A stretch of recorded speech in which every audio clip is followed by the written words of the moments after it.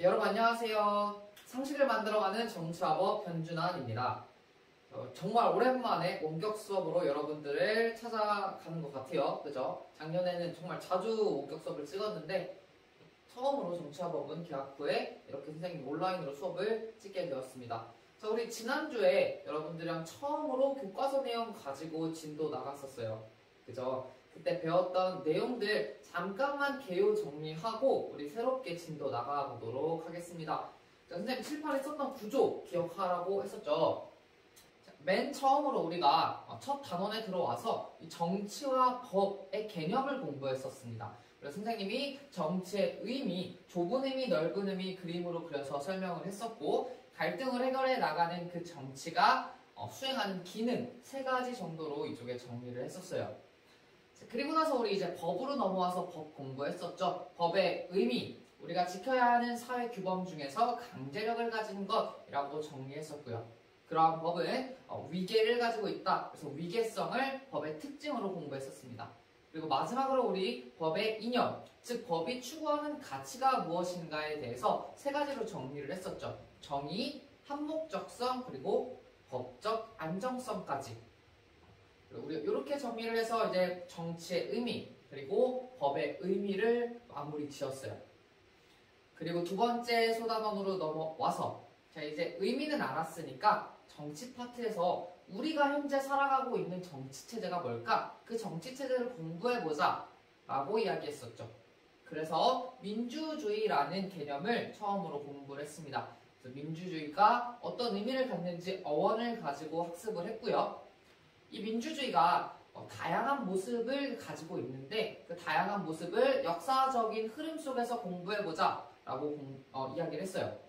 우리 지난 시간에 두 번째 시간에 그 다양한 모습 중에서 첫 번째 고대 아테네 시기에 나타났던 민주주의의 모습을 공부했었죠. 그래서 이 고대 아테네 시기에는 모든 국민이 직접 법률을 제정하고 정책을 만드는 직접 민주제 형태를 가지고 있었다라고 얘기했고 이러한 직접 민주제였지만 그 시민의 범위가 제한되어 있었기 때문에 우리가 이걸 제한된 민주주의다라고 이야기를 했었죠. 됐죠? 자, 오늘은 이제 우리 두 번째 시기로 넘어올 겁니다. 자, 이 고대 아테네 이후에요. 고대 아테네 이후에 왕에 의한 통치가 등장하게 되면서 한동안 민주주의의 모습이 나타나지 않게 돼요. 그러다가 한참 시간이 흘러서 다시 이 민주주의의 모습이 나타나기 시작한 때가 있는데 그때가 바로 시민혁명 이후입니다. 우리 작년에 인권보장의 역사 하면서 시민혁명 공부했던 거 기억하죠? 자, 그 시민혁명 이후에 다시 이 민주주의의 모습이 나타나게 되고 그걸 우리가 근대 민주주의라고 이야기를 해요. 그렇게 민주주의가 흘러오면서 현재 우리가 살아가고 있는 이 사회에서도 민주주의의 모습이 나타나고 있죠. 그런 현대 민주주의의 모습은 그러면 어떤 식으로 달라졌는지 이 흐름으로 오늘 공부하도록 하겠습니다. 진도를 나가기에 앞서서 선생님이 한 가지 이야기하고 싶은 건 요즘에 이제 코로나 때문에 학교에 못 오는 친구들이 굉장히 많더라고. 그래서 그 친구들 경우에 이제 학습을 못 따라와서 되게 어려워하거나 좀 아쉬워하는 부분들이 있는 것 같아가지고 그 친구들에게 좀 이야기를 해주자면 선생님이 수업을 참고할 때 EBS 강의를 많이 봐요. 그래서 이 내용이 EBS에 선생님이 수업해주시는 내용이랑 엄청나게 다르진 않아. 선생님이 조금 더 자세하게 설명을 해주긴 하지만 EBS를 봐도 여러분들이 이해할 수 있는 수준이라고 생각하기 때문에 혹시나 수업을 못 들은 친구들은 EBS를 통해서 수업을 보충하고 또 예습 복습할 친구들도 EBS 강의를 잘 활용하시면 좋을 것 같아요. 선생님이 작년과 달리 이제 시간과 체력적으로 모든 내용을 이렇게 영상으로 찍기가 조금 어려워가지고 여러분들에게 미리 미안하다는 말을 전합니다. 그래서 EBS 강의 꼭 참고하시고 자 그럼 우리 오늘 수업 한번 나가볼게요. 자 오늘 첫 번째로 우리가 나갈 내용 근대사회의 민주주의입니다. 자 자, 근대사회 민주주의는 언제 이후, 어떤 사건 이후에 나타난 민주주의냐면 바로 이 시민혁명 이후에 나타난 민주주의예요. 자, 시민혁명이 어떤 혁명이었는지, 어떤 사건이었는지 우리 정리해 볼게요. 시민 계급이 절대왕정을 타도한 정치적, 사회적 대변혁을 우리 시민혁명이라고 합니다. 자, 이 전까지의 시기를 우리는 중세시대라고 얘기하죠. 유럽사에서 이 시민혁명 이전까지를 중세시대라고 얘기하고요. 이 중세시대는 왕이 존재하고 이 왕에 의해 국가가 통치되는 어떤 구조를 가지고 있었어요. 그리고 그 왕은 엄청나게 막강한 권력을 가지고 있었습니다. 자, 이와 같은 정치체제를 우리는 절대왕정이라 그래요. 절대적인 권력을 가진 왕이 국가를 통치하는 정치체제, 이걸 절대왕정이라 그러는데 여기에 시민이 반발하면서 들고 일어난 게 시민혁명이에요. 그래서 시민 계급이 이러한 절대왕정을 무너뜨리고 새로운 어떤 사회를 만들어낸 혁명, 이걸 시민혁명이라고 합니다. 따라서 당연히 정치적이고 사회적인 변화가 나타날 수밖에 없었겠죠. 우리가 이 시민혁명이 그러면 왜 발생했는지 이제 공부를 해볼 거예요. 물론 이 시민혁명이 발생한 원인은 정말 다양한 어떤 측면에서 접근해 볼 수 있을 텐데 우리는 그 중에서도 왜 사람들의 생각이 바뀌었을까에 대해서 초점을 두고 공부해 볼 겁니다. 자, 분명히 왕에 대한 지배는 정말 오랜 기간 동안 이루어졌어요. 그동안은 사람들이 아무 생각이 없다가 왜 이 시기에 시민혁명이 이제 17, 18세기 요 즈음에 일어났는데 왜 이때가 되어서야 사람들이 문제의식을 가지고 이러한 혁명을 일으키게 됐을까? 왜 사람들의 생각이 바뀌었을까? 그 생각을 바꾸게 만들어준 사상들을 몇 가지 공부해보도록 하겠습니다. 이것도 작년에 선생님이 언급을 했던 것들인데 다시 한번 정리하는 차원에서 볼게요. 첫 번째로는요, 이 당시에 천부인권 사상이 등장합니다. 천부인권 사상이라는 건 우리 인간이 가지는 기본적인 권리, 인권이라는 게 어디로부터 왔다라는 거야? 하늘로부터 왔다는 거예요. 자, 인권은 왕이 준 것도 아니고요, 국가가 준 것도 아니고요, 부모가 준 것도 아닙니다. 바로 내가 태어나자마자부터 하늘이 나한테 준 아주 중요한 권리라는 거예요. 그렇기 때문에 왕이든 국가든 누구든지 간에 나의 인권을 함부로 침해할 수 없다는 거죠. 절대 왕정의 그 왕조차 나의 인권을 침해할 수 없다라는 거. 이 사상이 이제서야, 이때가 돼서야 등장한 거예요. 그래서 사람들이 여기에 대해서 의문을 갖기 시작한 거죠. 내 중요한 인권을 왜 왕이 감히 침해하지? 라는 생각을 갖게 되는 거예요. 자, 두 번째, 계몽사상 보겠습니다. 자, 계몽사상은요, 사람들이 생각하는 힘을 가지고 있다라고 봐요. 이거 우리 이성이라고 얘기해요. 인간은 생각하는 힘인 이성을 가지고 있는데 이 이성을 잘 활용하면 사회가 또는 국가가 발전하고 진보할 수 있다라고 보는 겁니다. 즉, 우리는 논리적으로 사고하고 생각하는 힘이 있기 때문에 어떤 현상의 문제점을 찾으면 그 문제점의 원인을 발견하고 그걸 해결해 나가기 위해 차근차근 스텝을 밟을 수 있다는 거예요. 그래서 결국 문제가 해결되면 더 좋은 어떤 결론을 만들어낼 수 있다는 거지. 이 전까지는 사람들이 이런 걸 생각하지 못한 거야. 사람들이 막 엄청나게 생각하는 힘을 가지고 있다 이런 생각을 못했던 거야. 근데 이때 요 시민혁명 시기에 일부 학자들이 이걸 깨달은 거죠. 우리 사람들은 생각보다 이 생각하는 힘이 강력한데 이 힘을 잘 활용하면 우리 사회를 더 좋은 방향으로 바꿀 수 있지 않을까? 라는 생각. 자, 근데 이거는 일부 학자들이 가지고 있었던 거야.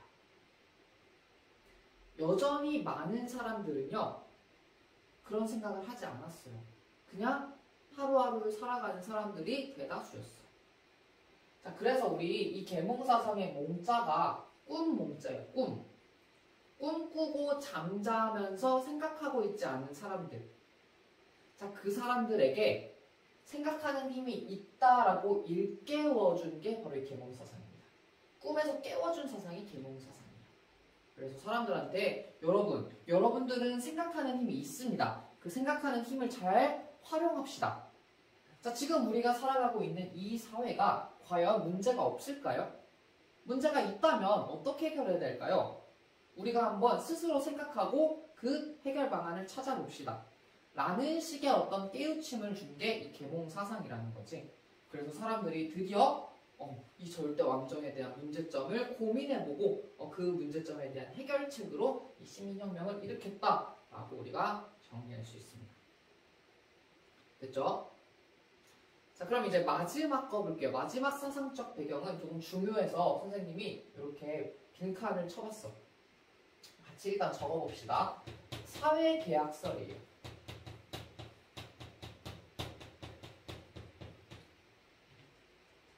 작년에 우리 통사 시간에 이 사회계약설을 아주 간략하게 언급을 했었는데 올해는 이 사회계약설을 조금 더 깊이 있게 배워둘 거야. 이 사회계약설이 정치 사상에서, 정치 역사에서 굉장히 중요한 역할을 해요. 자, 그 전까지는 국가가 그냥 존재하는 걸로 봤어요.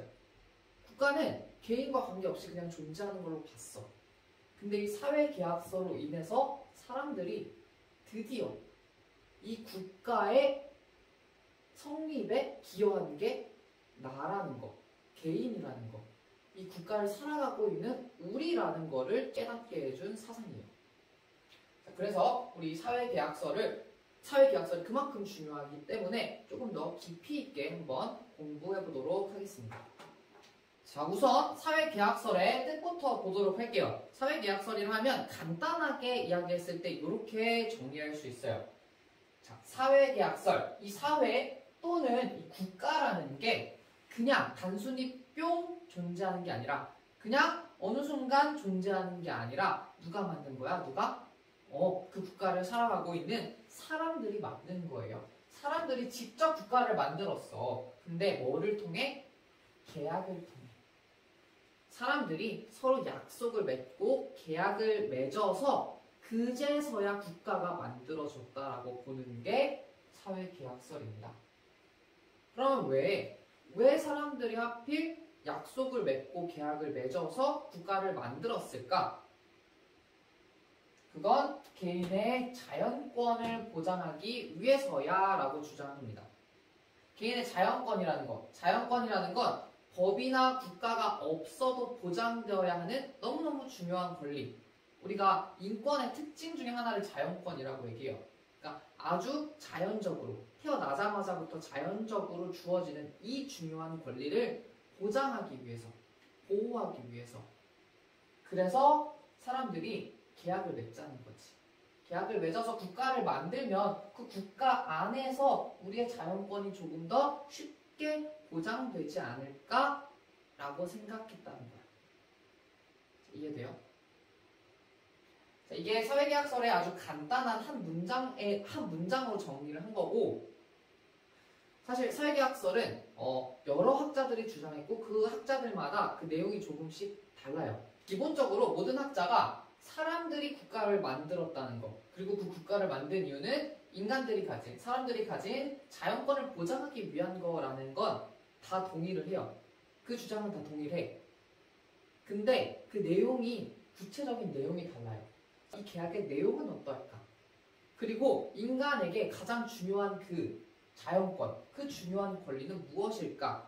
자, 이런 거에 대한 의견이 다르거든요. 그래서 우리는 이 사회계약설을 주장한 3명의 대표적인 학자를 공부할 거예요. 그 학자의 구체적인 내용을 학습해 볼 겁니다. 오른쪽에 표로 넘어와서 볼게요. 일단 학자 이름부터 한번 정리를 해보자면 홉스라는 사람이 있고요.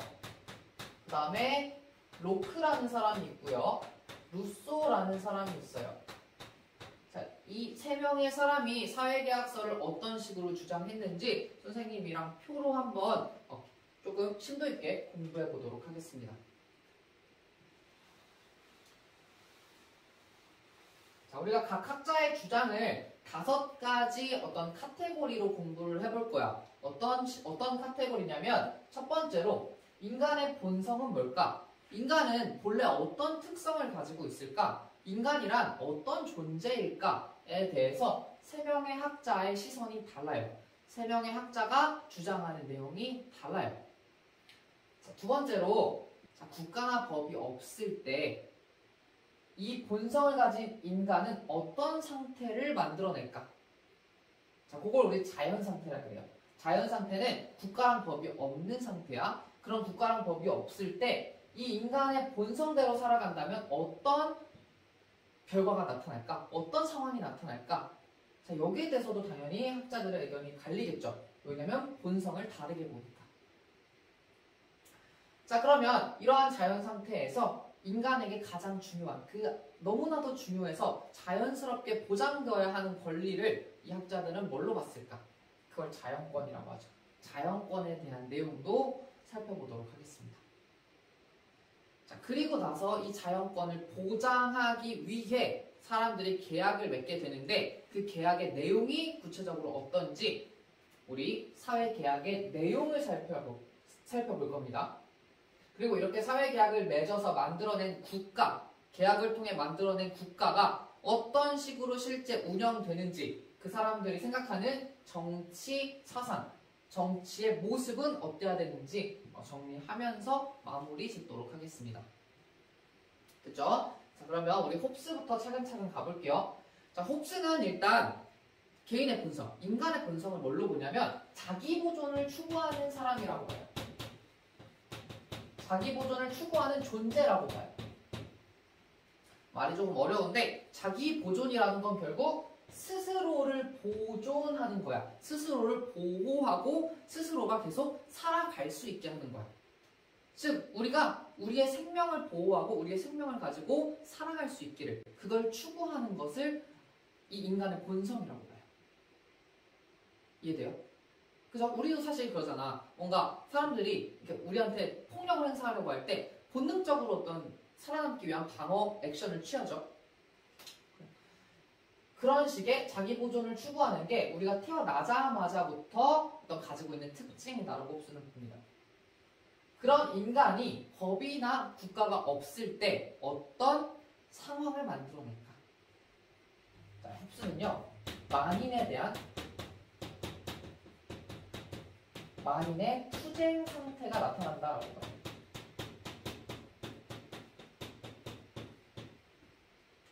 자, 만인, 결국 모든 사람이라는 뜻이야. 모든 사람에 대한 모든 사람의 투쟁. 결국 모든 사람이 다 싸움을 한다는 거야. 모든 사람이 다 투쟁을 하고 결국 뭐 전투를 하고 싸우게 된다는 거야. 갈등을 일으킨다는 거야.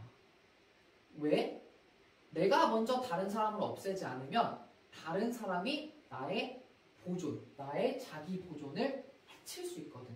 내가 죽임을 당할 수도 있고 내가 무언가 뺏길 수 있거든. 그러니까 그러지 않기 위해서 내가 먼저 다른 사람을 치고 내가 먼저 다른 사람을 죽여야 돼. 자, 이렇게 내 목숨을 부지하기 위해 내 목숨을 이렇게 보존하기 위해서 결국 다른 사람들과 싸움을 통해 이길 수밖에 없다는 거야. 그래서 이런 만인에 대한 만인의 투쟁 상태가 자연스럽게 나타날 수밖에 없다라고 봐요. 그러한 상황에서 홉스는 인간이 가져야 하는 가장 중요한 권리, 가장 중요한 자연권을 뭘로 보냐면 자기 보존 또는 자기 보전이라고도 해요. 같은 말이야. 이라고 합니다. 즉 나를 온전히 보호하고 보전하고 보존하는 것. 이게 개인에게 주어지는 가장 중요한 권리라고 봅니다. 결국 살아남아야 된다는 거야. 그게 나에게 가장 중요한 권리라는 거야. 이해됐죠? 그러면 이제 내가 살아남아야 되는데 어때? 싸움을 할 수밖에 없는 상황이야. 그러니까 언제 죽을지 사실 모르는 상황이죠. 그러니까 우리 계약을 맺어서 좀 싸우지 않고 모두가 서로가 이 자기 보전을 할 수 있게 하는 건 어떨까? 라고 생각해서 국가를 만들었다는 거예요. 다시 인간은 자기 보존을 추구하기 때문에 서로 싸움을 통해서 스스로를 보존하려고 하는데 싸우지 않고 스스로를 보존하면 어떨까? 라는 생각에 사람들끼리 계약을 맺기 시작합니다. 계약을 맺어서 하나의 국가를 만들어냈다는 게 홉스의 주장이에요. 됐죠? 자, 그래서 이 홉스가 말한 사회계약의 내용을 이제 보도록 할게요. 자, 자기 보존을 추구해야 돼. 자기 보존의 어떤 권리를 보장해 주어야 돼. 자, 그러려면 개인들이 가지고 있는 모든 권리들을 누군가한테 맡기면 어떨까? 누군가한테 주면 어떨까? 그 사람이 우리를 이렇게 다스려주면 어떨까? 우리가 서로 싸우지 않게 다스려주면 어떨까? 라고 얘기해요. 그 내용을 계약으로 담자고 얘기해요. 자, 그 계약의 내용은 구체적으로 적어볼게요. 개인의 권리를요, 누군가한테 줘야 돼. 근데 얘는 누구한테 주자고 하냐면 군주한테 주자고 해요. 보니까 우리 지금 국가를 대표하고 있는 게 왕 아닌가? 그 왕한테 주면 어떨까? 라고 해서 군주한테 주자고 해요. 자, 군주한테 개인의 권리를 전부 양도하자고 얘기합니다.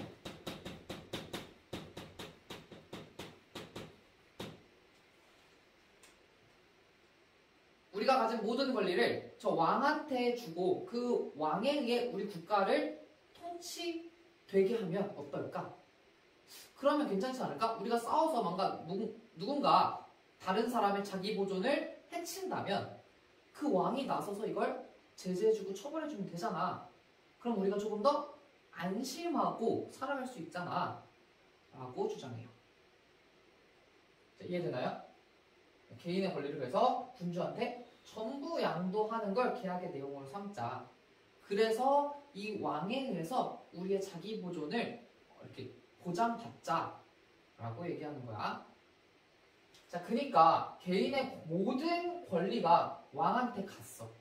국가를 살고 있는 모든 권리가 왕한테 갔어. 그러니까 이 왕의 권력이 어떨까? 굉장히 강해지겠죠. 국민들의 모든 권리를 다 한 몸에 받았기 때문에 권력이 아주 막강해지게 될 거야. 그죠?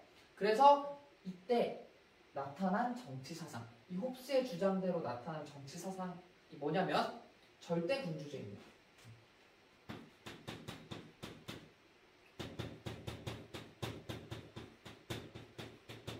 즉 왕이 절대적인 권력을 갖는 거야.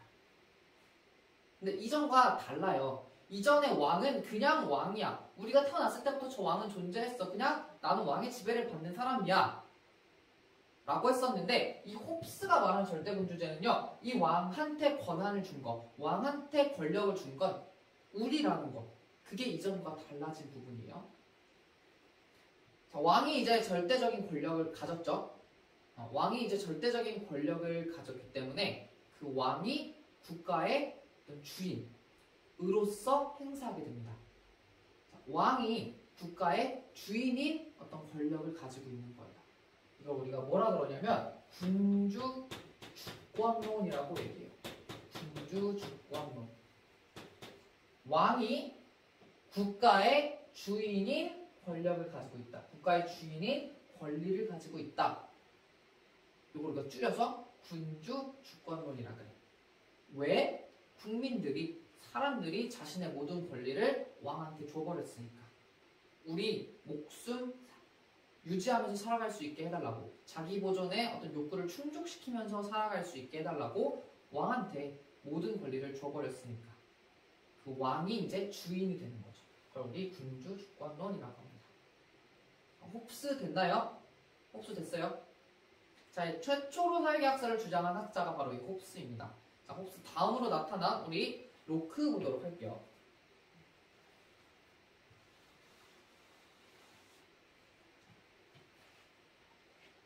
원래 이렇게 5개 한꺼번에 적어서 비교하면서 보여주려고 그랬는데 안 되네, 잘. 칸이 안 맞더라고요. 자, 일단 선생님이 언급을 하면서 가볼게요. 자, 로크는요, 인간의 본성을 뭐라고 하냐면 인간은 생각하는 존재다라고 봐요. 인간은 태어나자마자부터 생각할 수 있는 힘을 가지고 태어났다라고 봅니다. 그래서 인간의 본성은 이성적 존재라고 이야기해요. 인간은 논리적으로 생각할 수 있는 존재, 그래서 이성의 힘을 가지고 있는 존재라고 이야기를 합니다. 로크.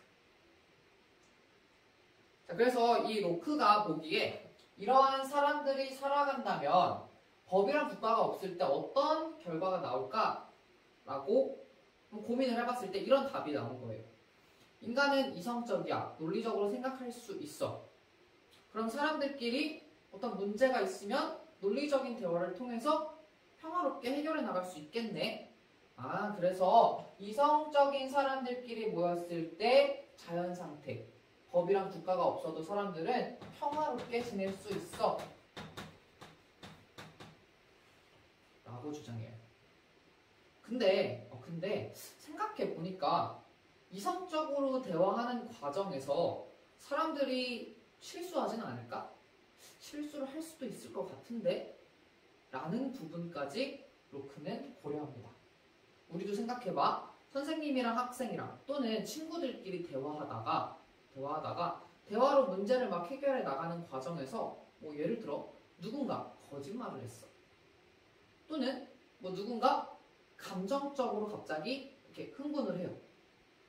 자, 그러면 이 이성적인 대화에 균열이 생기죠. 그게 조금 더 어떤 감정적인 싸움으로 변하거나 좀 이렇게 다툼의 강도가 좀 더 세지게 되죠. 그죠? 그래서 문제를 우리가 평화롭게 해결해 나갈 수 있었는데 어떤 사람이 실수로 어떤 거짓말을 했다거나 또는 감정적으로 변했을 때 그 평화 상태가 깨질 수 있다고 봐. 그래서 로크는 이거를 뭐라고 표현하냐면 평화롭지만 잠재적인 투쟁 상태인 것 같아 라고 얘기해요. 자, 투쟁은 싸우는 거야. 싸우는 게 잠재되어 있어. 즉 수면 아래에 묻혀져 있어.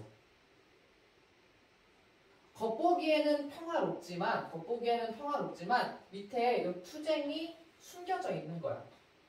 그래서 인간이 오류를 범했을 때, 인간이 잘못된 어떤 생각을 하거나 잘못된 행동을 했을 때 숨어있던 투쟁이 위로 솟아오를 수 있다는 거예요. 즉 싸움이 나타날 수는 있다는 거예요. 요 흐름 이해돼요? 다시. 자, 로크는요, 인간이 이성적인 존재이기 때문에 서로 이성적으로 대화하면서 문제를 평화적으로 해결해 나갈 수 있다라고 봐.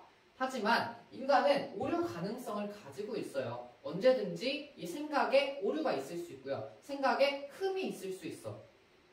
그 생각에 흠이 생겼을 때 더 이상 평화가 유지되지 못하고 싸움의 상태로 바뀔 수 있게 되는데 그걸 로크는 잠재적 투쟁 상태다. 투쟁이 내포되어 있는 상태다라고 이야기를 합니다. 이해되나요? 자, 그러면 이러한 상태에서 로크는 과연 인간에게 가장 중요한 권리, 자연적으로 주어져야 하는 가장 중요한 권리가 뭘까? 라는 질문에 이렇게 대답을 합니다. 첫 번째, 투쟁을 하더라도 우리는 살아갈 수 있어야 돼. 생명이 너무나도 중요해. 그리고 우리의 이성에 따라서 우리가 자유롭게 살아갈 수 있어야 돼.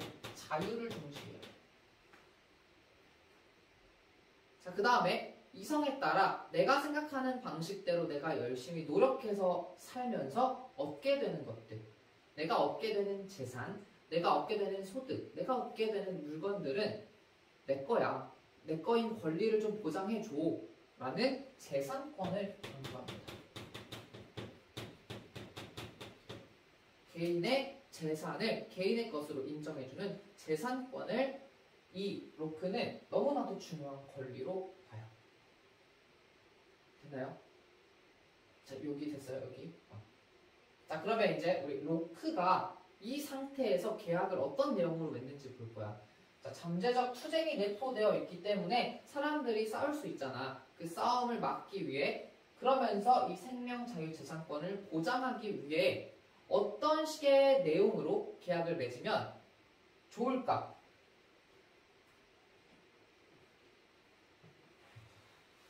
이렇게 정리해 볼게요. 자, 그런 생명, 그 다음에 자유, 재산권을 보호하기 위해서 우리가 가진 많은 권리들이 있어. 우리가 가진 많은 권리들이 있는데 그 권리 중에 이 자연권을 보장하는데 핵심적인 권리가 뭘까? 가장 중요한 권리가 뭘까? 그 권리를 국가한테 주면 어떨까? 그 권리를 국가한테 주고 이 권리들, 우리의 자연권을 보장하게 해주면 어떨까? 라고 이야기를 해요.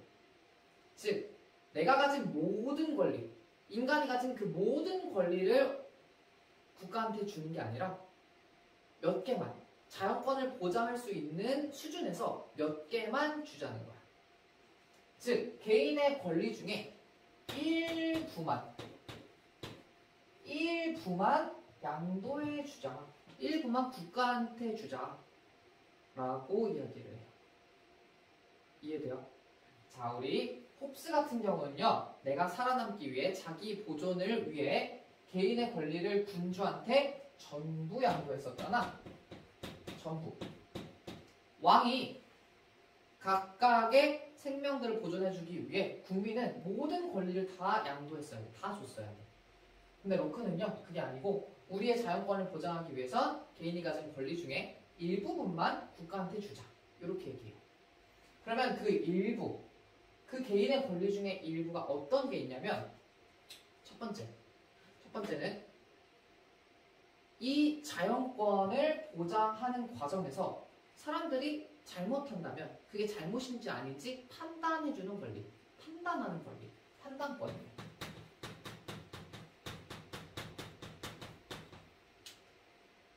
우리의 자연권을 자연권을 보장해주는 과정에서 네가 잘못했는지 안 했는지를 판단하는 권리, 그것도 개인이 가질 수 있는 권리죠.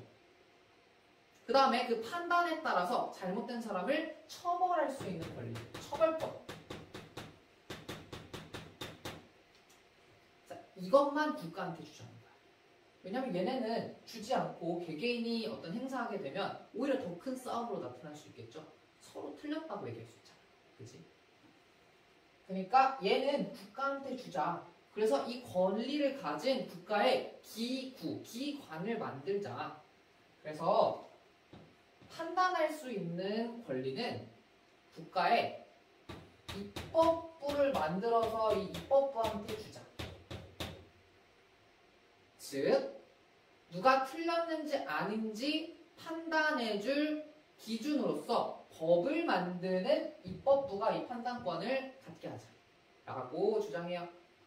두 번째, 그러면 그 법에 따라 처벌하는 건 누가 할까? 행정부가 하자라고 얘기해요. 나라를 운영하는 게 결국 행정부죠. 이 당시 이제 사법부의 개념이 살짝 없었어. 그래서 행정부가 법에 따라서 잘못된 사람들을 처벌하자라고 이야기를 해요.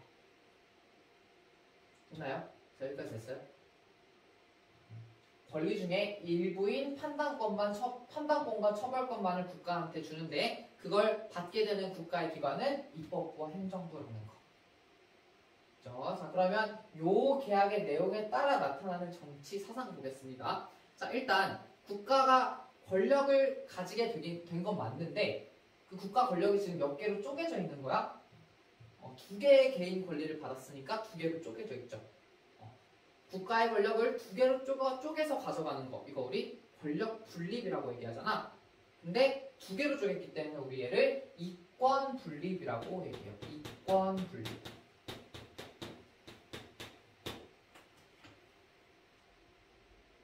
자, 근데 순서를 봐봐. 누가 잘못했는지 판단하는 법을 입법부가 만들고 그 법에 따라 행정부가 처벌하는 거잖아. 그래서 먼저 법을 만드는 입법부를 조금 더 높은 위치라고 봅니다. 즉 입법부가 행정부보다 우위에 있다라고 봐요. 조금 더 높은 위치에 있다라고 봐요. 자, 두 번째. 자, 이렇게 입법부와 행정부를 통해 나라를 운영하기 위해, 국가를 운영하기 위해선 자, 사람들이 여기서 일할 사람들을 뽑아야 되는 거야. 자, 이제 왕한테 주는 게 아니라요. 이 입법부와 행정부에서 일할 대표를 시민 중에 뽑자라고 이야기해요. 자, 이렇게 대표를 뽑아서 국가를 운영하게 하는 거. 이걸 뭐라 하냐면 대의제라 그래요. 대의제.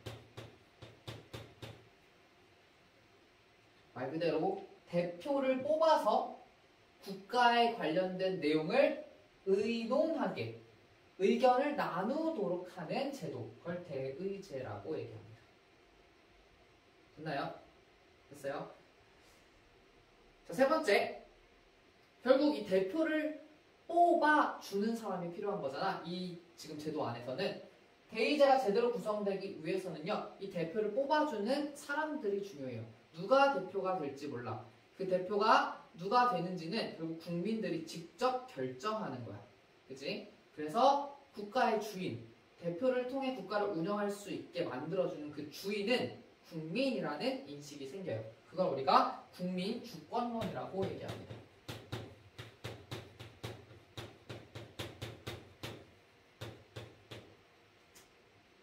국민이 주인이 돼서 권리를 행사하고 대표를 뽑는 거야. 됐나요? 자, 그래서 여기랑 지금 비교되는 지점이 뭐냐면 우리가 홉스에서 정리할 때 군주 주권론이라고 얘기했잖아. 자, 이때는 개인의 모든 권리를 왕한테 줘요. 왕한테 주니까 그 왕이 주인인 행사를 할 수 있는 거야. 그래서 군주 주권론이야. 돼요? 자, 근데 얘는 일부만, 몇 개만 국가한테 주는데 그 줄 때마저도 우리 중에 대표를 선출해서 그 권한을 행사할 수 있게 동의해 주는 거야. 그렇기 때문에 결과적으로 주인 자체는 국민이라고 보는 게 이 로크 주장입니다. 됐나요? 좀 어렵죠? 자, 마지막. 그래서 우리가 대표를 뽑아줬는데 뽑아서 이 권리를 행사하라고 동의를 해줬는데 국가가 그렇게 안 하네? 국가가 내가 생각한 대로 운영을 안 하네? 오히려 이상한 방향으로 개인의 권리를 침해하거나 나의 자유권을 보장해주지 않네? 자, 이런 경우에 그럼 어떻게 하면 될까? 국민들이 내 자유권 보장해달라고 국가를 만들어서 이 권리를 넘겨줬는데 국가가 제대로 안 하네? 내 자유권을 오히려 침해하는 방향으로 국가가 운영하네? 자, 그런 경우에 국민이 주인이니까 나서서 이 국가를 뒤집어 엎자라고 할 수 있다는 거야. 그걸 우리 저항권이라고 해요. 국민이 자유권을 보장해주지 않고 침해하는 국가에 대해 저항해서 뒤집어 엎을 수 있는 권리, 그걸 우리가 저항권이라고 얘기합니다. 됐죠? 우리가 이 로크의 정치 사상은 이렇게 정리할 수 있고요. 홉스랑 특히 비교되는 지점은 누가 국가의 주인이냐. 그래서 홉스는 군주, 그 다음에 로크는 국민, 이렇게 여러분들이 비교해서 정리하시면 될 것 같아요. 끝나요? 자, 마지막 루소 보도록 하겠습니다.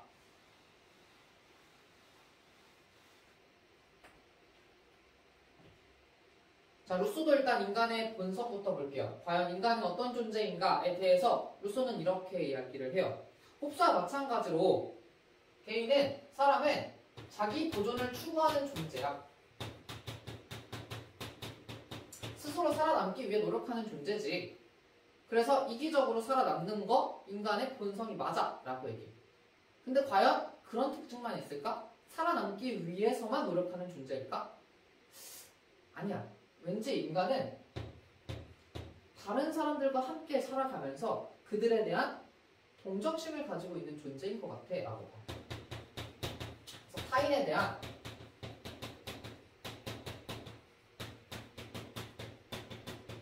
동정심을 가진 존재야 라고 봅니다. 즉 우선적으로 나의 자기 보존, 나의 보존, 즉 나의 생명을 보존하는 걸 추구하는 존재가 맞기는 한데 그렇다고 무작정 내 자기 보존만 추구하는 건 아니고 다른 사람들에 대한 동정심도 가지고 있는 존재야. 어느 정도의 이타심도 가지고 있는 존재야 라고 봅니다. 그렇죠? 그렇기 때문에 국가랑 법이 없다면 개개인은 처음에 평화롭게 살아갈걸? 그래서 평화의 상태가 유지될걸? 이라고 봐요. 근데 이제 소규모의 어떤 집단이 점차 커지면서 인구가 많아지고 그 다음에 인구가 많아지면서 스스로 더 잘 살기 위해 노력하며 사유재산, 내가 소유한 재산들이 생기게 되면 그 재산을 많이 가진 사람들이 생길 거고 적게 가진 사람들이 생길 거라고 보죠. 자, 이 말은 뭐야? 많이 가진 사람이 생기고 적게 가진 사람이 생겨. 그리고 이 많이 가진 사람은 또 더 큰 권력을 갖게 돼. 즉 사회에 불평등이 발생한다고 봐요.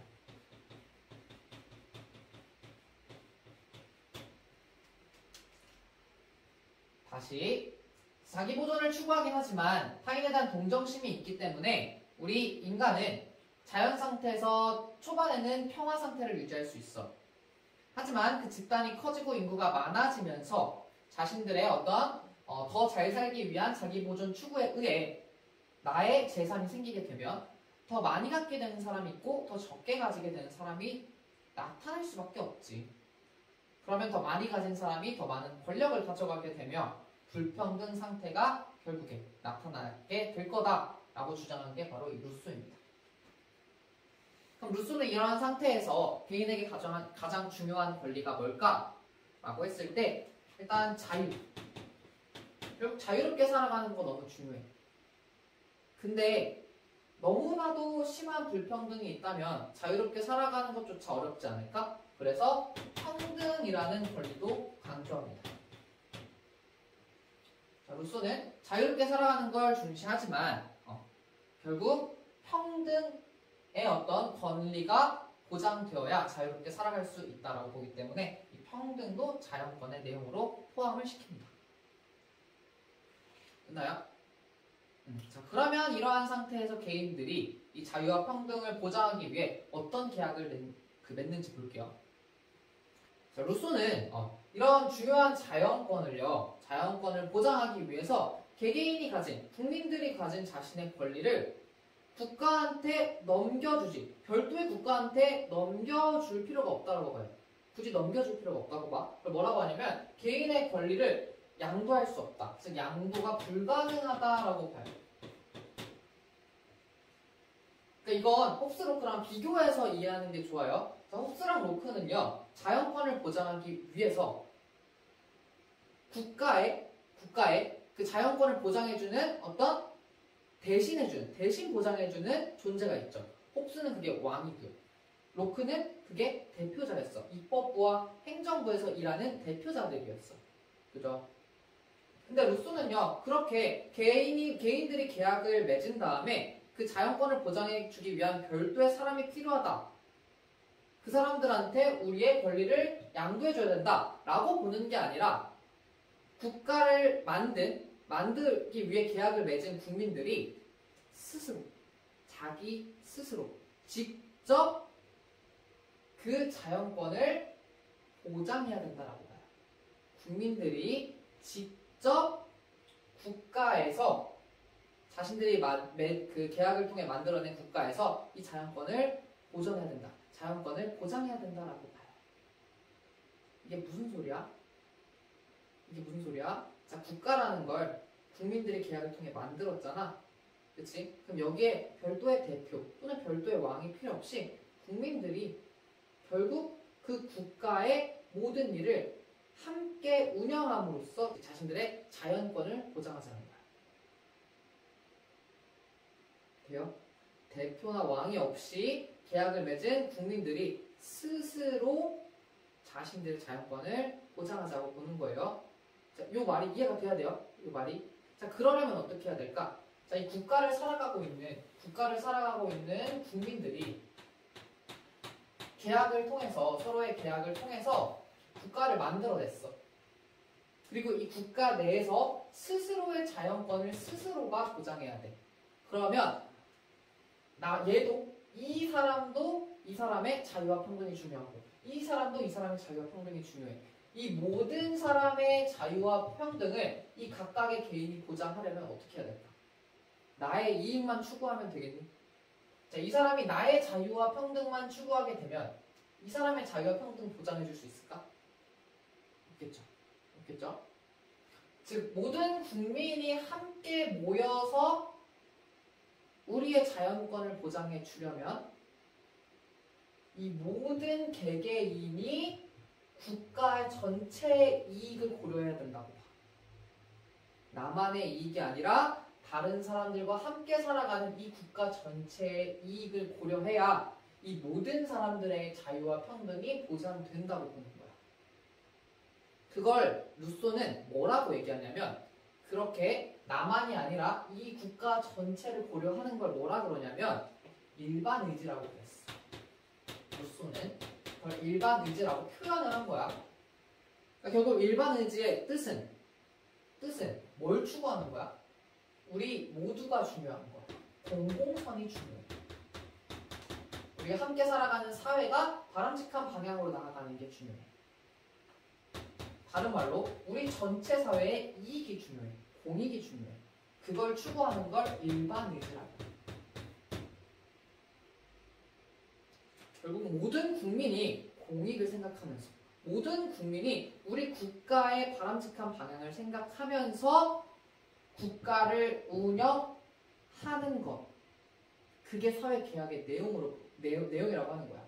이렇게 국가가 운영될 때 우리의 모든 사람의 자유와 평등이 보장될 수 있다라고 이야기해요. 루소는. 됐나요? 자, 그러면 이렇게 국가가 운영될 때 이제 루소와 관련된 정치 사상을 좀 정리해 보도록 할게요. 자, 내가 지금 말한 거 봐봐. 모든 국민이 공익을 고려하면서 대표자 없이 직접 이 국가를 운영해야 돼. 이거 우리 어디서 본 거 아닌가? 모든 국민이 직접 어떤 국가 운영에 관여를 하네. 이거 뭐라고 그랬지? 그쵸, 이게 바로 직접 민주제.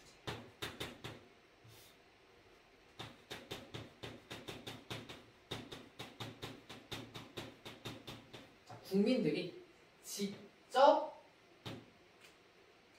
공익을 추구하며 국가를 운영하는 것. 직접 민주제. 우리 고대 아테네 시기의 민주정치의 특징을 정리하고 있었죠.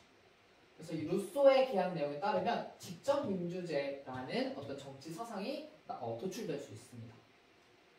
자, 두 번째로. 자, 결국에 이 국민들이 서로 모여서 국가를 운영하는 거죠. 그러니까 이 국가를 운영하는 주인 자체가 국민이야. 그래서 얘도 마찬가지로 주인인 권리는 국민한테 있다고 봐요. 즉, 국민 주권론을 주장하게 됩니다. 됐나요? 자, 그럼 얘를 이제 비교해 보자면 얘는 모든 국민이 직접 나서서 국가를 운영해. 자, 로크는요 대표를 뽑아서 국가를 운영해. 그래서 우리 얘를 대의제로 정리했었어. 자, 요게 하나의 또 비교 포인트가 되겠죠. 그죠? 자, 그 다음에 과연 국가의 주인은 누구인가에 대해서 루소는 국민이라고 봤어. 로크는요? 그쵸, 마찬가지로 국민으로 봤었죠. 그래서 얘도 국민주권론. 홉스는요? 군주로 봤었어요. 그래서 얘는 우리가 군주주권론이라 그랬어. 그래서 우리가 요렇게 두 개를 또 비교할 수 있겠네요. 이 두 개는 묻고요. 홉스와의 차이점. 되겠죠. 됐나요? 자, 요렇게 해서 우리 사회계약서를 좀 마무리 지어보도록 하겠습니다. 자, 사회계약서 다시 볼게요. 홉스, 로크, 루소 세 사람의 주장을 구체적으로 살펴봤고요. 5개로 나눠서 인간이 과연 어떤 존재인가 본성 서로 다른 주장을 확인했고요. 그러한 본성에 의해서 국가 법이 없다면 어떤 상태가 될까? 자연 상태 공부했고요. 그 다음에 그 자연 상태에서 개인에게 가장 중요한 권리, 자연권은 무엇일까? 자, 학습했습니다. 이러한 자연권을 보장하기 위해서 개인들끼리 사회계약을 맺게 되는데 그 계약의 내용을 우리 정리를 했고요. 이 계약 내용에 따라 국가가 운영되는 정치 사상은 요러하다. 이렇게 정리했습니다. 자, 어려우니까 반드시 꼭꼭 복습해 주시고요. 이해 여기 꼭 하셔야 됩니다. 됐죠? 자, 근데 우리가 지금 봐봐. 자, 우리가 지금 이 사회계약서를 뭐에서 배운 거야? 12혁명의 배경으로 배운 거예요. 그죠? 12혁명의 배경으로서 사회계약서를 공부한 거예요. 얘가 조금 깊게 빠지긴 했지만 결국 사회계약서를 배운 건 우리가 시민혁명을 다루기 위한 거고 우리가 이 시민혁명을 지금 뭘 공부하면서 배우고 있는 거야? 민주주의를 배우면서 다루고 있는 거죠. 그러니까 얘를 민주주의랑 연결을 시키는 게 이 단원의 사실 핵심이야. 그러면 이러한 사상에 의해서 시민혁명이 발생을 했고 그 시민혁명 이후에 어떤 식의 민주주의가 나타났는지를 봐야겠지. 그 전에 우리 대표적인 시민혁명, 영국 명예혁명, 미국 독립혁명, 프랑스 혁명 작년에 통사 시간에 선생님이 한번 자세하게 다뤄줬어. 문건까지 우리 같이 한번 분석해보는 시간 가졌었어요. 그래서 선생님이 학습지 뒤쪽에 다시 정리해놨으니까 한번 읽어보면서 공부해보길 바라고요. 우리는 이제 민주주의랑 연결시켜볼게요. 시민혁명의 성과입니다. 성과. 자, 이 당시 미국이든 영국이든 프랑스든 인구수가 너무나 많았죠. 인구수가 고대 아테네와 비교할 수 없을 만큼 많았어요. 그래서 루소의 직접민주주의를 실제로 실현하기는 어려웠고요. 결국 시민혁명 이후에 대표를 뽑아서 국가를 운영하는 제도를 채택하게 됩니다. 그래서 이 이후에 나타난 민주주의, 대의민주제가 돼요. 대의민주제. 자, 민주주의니까요. 다수의 국민이 주인이 돼서 권리를 행사하는 건 맞아. 근데 모든 사람들이 모여서 법률을 제정하거나 또는 정책을 결정할 수 없으니까 대표를 뽑아서 의논하게 하는 민주주의, 대의민주제가 나타나게 됩니다.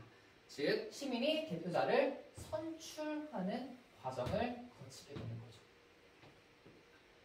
자, 뿐만 아니라 이 민주주의이기 때문에 다수의 국민이 국가를 운영하면서 개개인의 권리를 보장하는 걸 중시해요. 특히 시민혁명 같은 경우에는 이 인권의 내용이 너무나도 강조되었기 때문에 그러한 내용들이 여러 가지 문건에 담기게 되죠.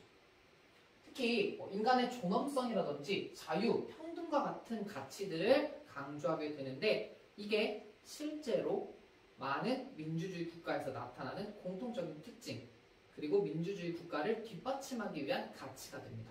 그래서 얘를 민주주의 이념이라고 해요. 이런 것들을 민주주의 이념이라고 해요. 민주주의가 추구하는 가치들이 이 시민혁명을 통해서 확 및 자리를 잡게 됩니다. 아, 민주주의라면 이런 가치들을 추구해야 되는구나 라는 게 이 시민혁명 이후에 좀 자리 잡게 되는 거예요. 그렇죠? 자, 얘도 근데 마찬가지로 한계가 있었어. 이 시기에도 한계가 있었어. 시민이 대표자를 선출을 하는 과정을 거치죠. 그러면 대표자가 되기 위한 후보들이 나와야 할 거고요. 그 후보들을 국민들이 직접 선거에 참여해서 투표해야겠죠. 그렇죠? 그러면 그렇게 대표자가 될 수 있고 또는 투표를 할 수 있는 사람이 모든 사람들에게 해당되느냐? 그건 아니라는 거예요. 시민혁명이라서 모든 시민들이 그러니까 이 시민의 범위는 확실히 넓어진 건 맞아. 모든 사람들이 시민이라는 개념은 확립이 됐어. 근데 실제로 대표자가 되고 실제로 투표를 할 수 있는 사람은 한정되어 있었어요. 즉 이렇게 정치에 직접적으로 참여할 수 있는 권리, 참정권이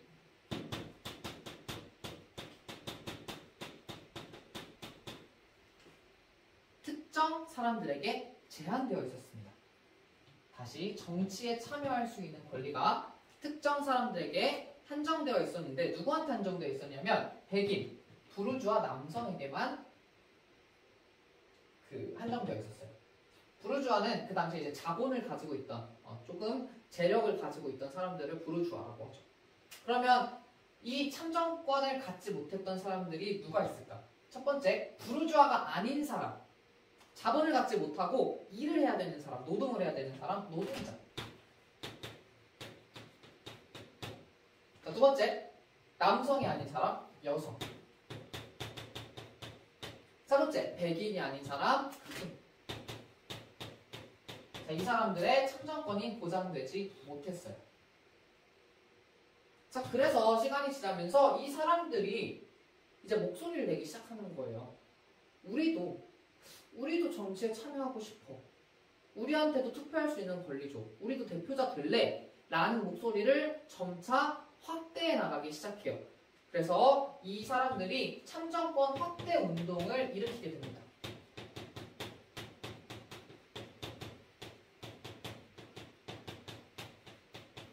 작년에 통사 시간에 잠깐 우리 공부를 했었는데 노동자가 자신들의 참정권을 확대하기 위해서 차체스트 운동을 벌이게 되고요. 조금 과격했던. 그 다음에 여성이 그 이후에 여성 참정권 운동을 또 시도하고 그 다음에 흑인들도 참정권 확대 운동을 벌이게 됩니다.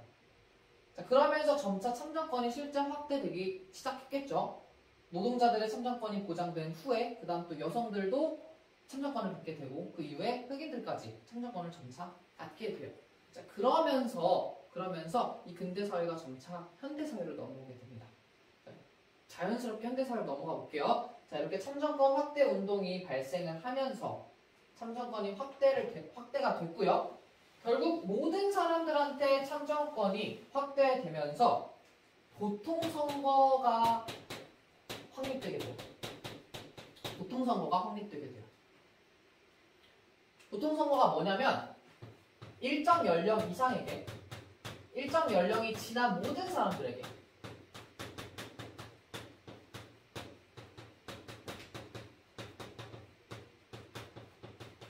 참정권을 보장해주는 거. 모두에게 참정권, 선거권이라고 적어볼게요. 선거권을 보장해주는 걸 우리 보통선거라고 이야기합니다. 즉, 특정 연령이 지나면 남자든 여자든 부르주아든 노동자든 그 다음 흑인이든 백인이든 상관없이 모든 사람들한테 선거할 수 있는 권리를 주는 걸 보통선거라고 해요. 그래서 우리가 아까 얘기했던 이 배제되었던 사람들이 참정권 확대 운동을 일으키고 그 참정권이 점차 확대되며 모든 사람들에게까지 확대되며 보통선거가 확립됩니다. 그리고 그때 이제 사회를 우리가 현대사회라고 얘기해요. 현대사회 마찬가지 볼게. 자, 마찬가지 볼게. 결국 선거를 하죠. 자, 선거를 한다는 건 누구를 뽑는 거야? 대표를 뽑는 거야. 그죠? 대표를 뽑는 거기 때문에 이때에도 마찬가지로 대의민주제 바탕입니다.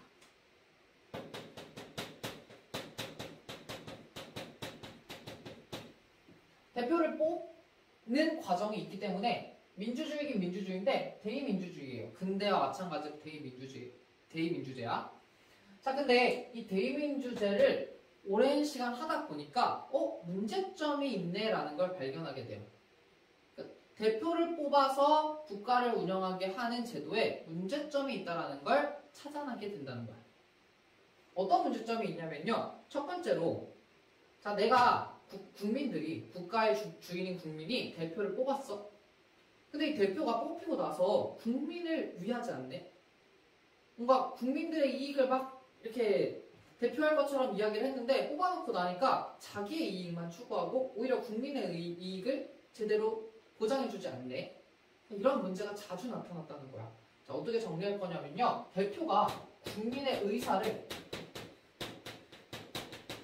제대로 반영하지 않아.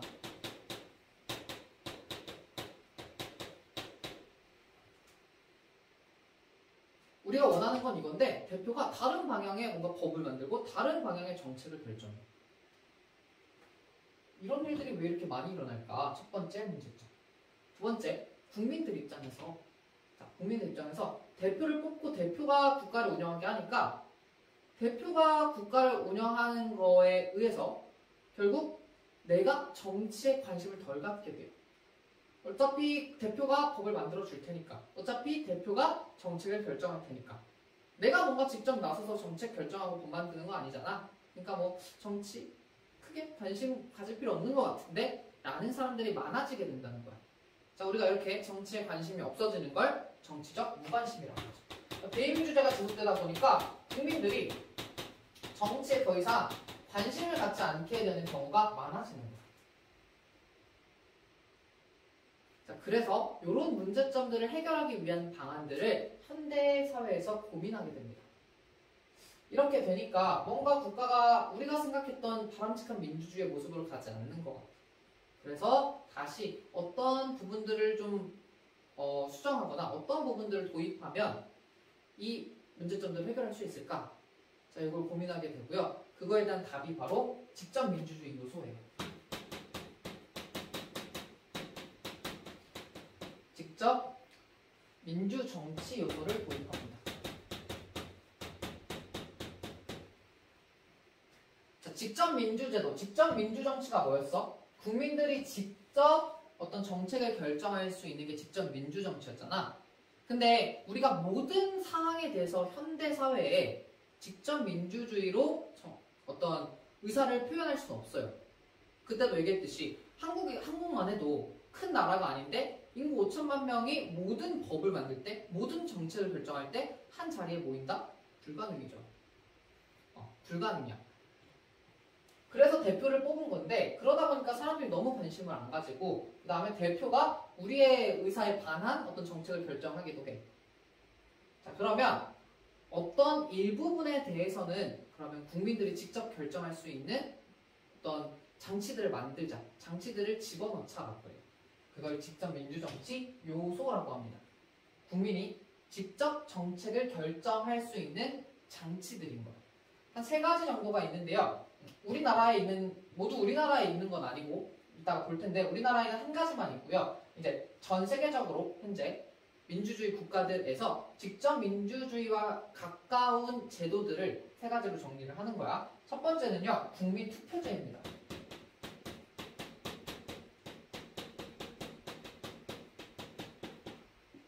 국민투표제는 말 그대로 국민이 투표를 하는 거야.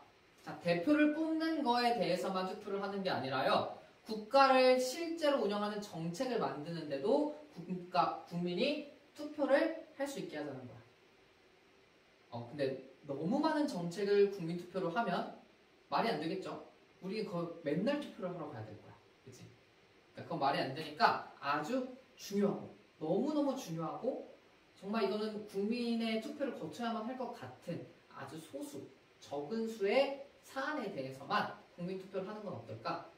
그것만으로도 국민들이 충분히 자신들의 어떤 의사를 정치 과정에 직접 표출할 수 있게 되는 거니까. 자, 그래서 이 국민투표제로 투표할 수 있는 사안이 몇 개 없어요. 우리나라 헌법에서는요, 2가지만 보장하고 있습니다. 첫째, 헌법 개정안.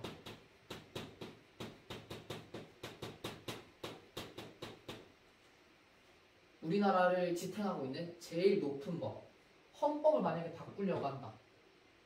너무나 중대한 사안이죠. 이러한 경우에는 반드시 국민이 직접 투표에 참여해야 된다.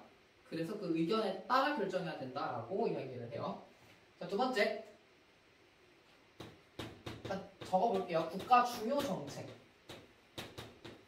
근데 이 중요 정책의 중요는 정말 너무 어마무시하게 중요한 정책들이야.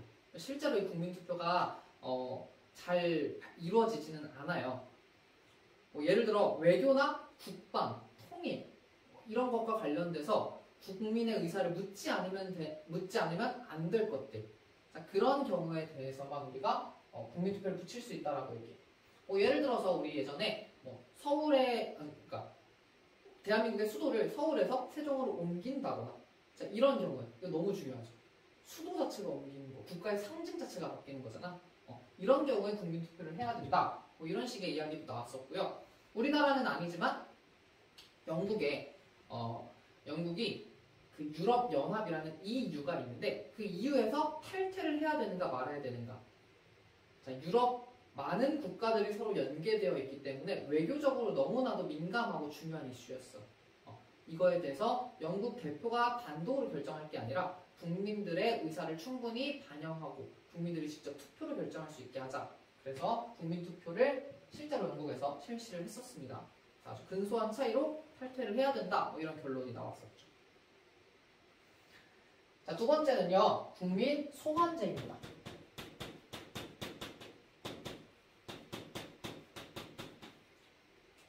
소환제. 자, 우리 소환이라는 말이 무슨 뜻이야? 게임에서 소환하다라 그러면 무슨 뜻이야? 뭔가를 내 앞으로 이렇게 딱 보이게 만들어 놓는 거지. 너네가 누군가 소환하면 내 화면 앞에 그게 나오잖아. 그치? 그러니까 국민 소환제는 국민이 내 앞에 누군가를 앉혀놓는 거야. 누구를 앉혀놓는 거냐면 우리가 뽑은 대표를 앉혀놓는 거야. 그럼 왜 앉혀놓을까? 잘못이 있을 때 앉혀놓겠지. 그래서 선거로 선출된 공직자를요 불러내가지고 잘못이 있는 공직자를 임기 만료 전에 투표로 파면하는 거야. 소환시켜서 자리에 앉혀놓고 잘못했으면 거기에 대한 죄를 묻고 파면시키는 거야. 그 자리에서 잘리게 만드는 거. 자, 이게 국민 소환제입니다. 세 번째는요, 국민 발안제예요.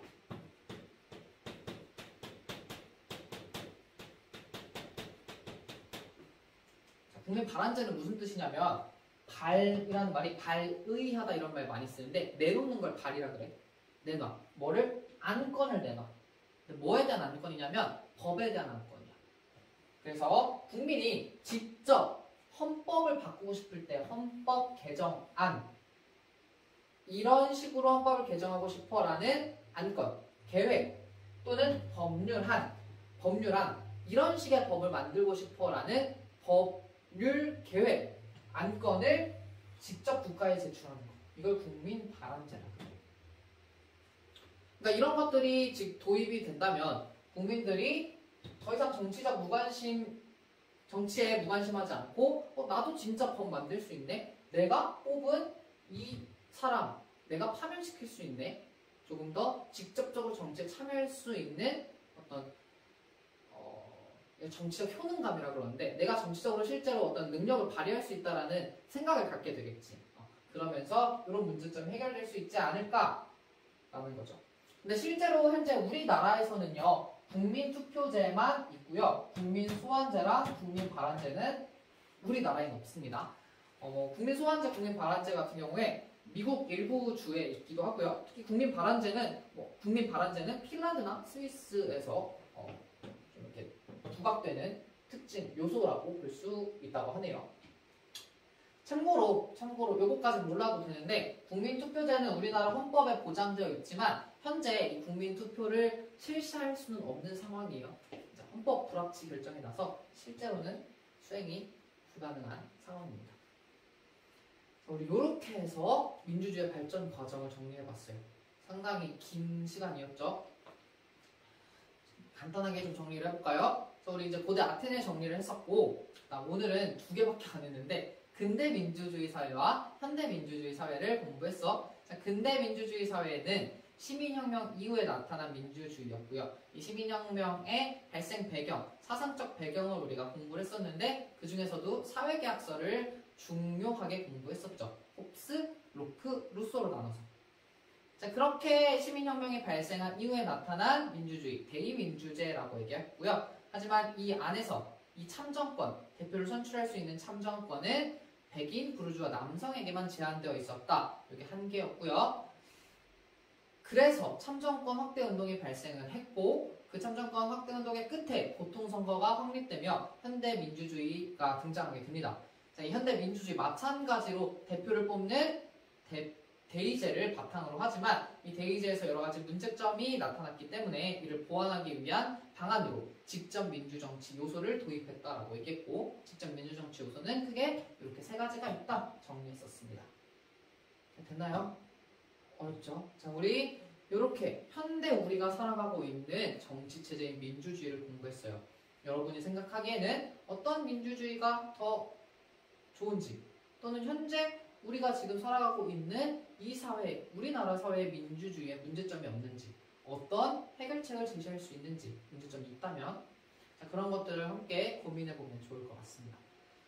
다음 영상에서는 이제 다시 법으로 와서 우리 사회는 현재 법에 의해 통치되고 있어. 그걸 법치주의라 그래. 그 법치주의에 대해서 조금 공부를 하고요. 그 다음에 중단은 일단은 마무리하고 새로운 중단원으로 넘어가서 우리나라의 최고법인 헌법에 대해 조금 더 깊이 있는 학습을 진행해 보도록 하겠습니다. 여러분 긴 시간 수고하셨고요. 우리 다음 영상에서 다시 보도록 하겠습니다. 다음 시간에 봐요. 안녕.